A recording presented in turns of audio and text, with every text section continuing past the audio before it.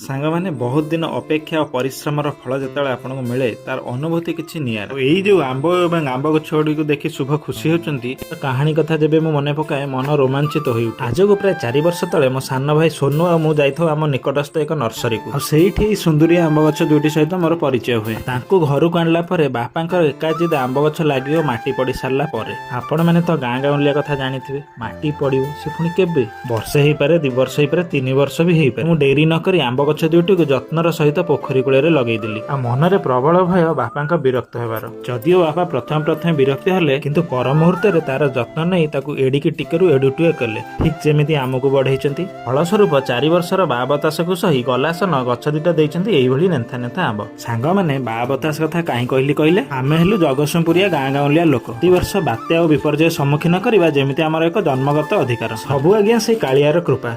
आज एतिकी रहिली नमस्कार।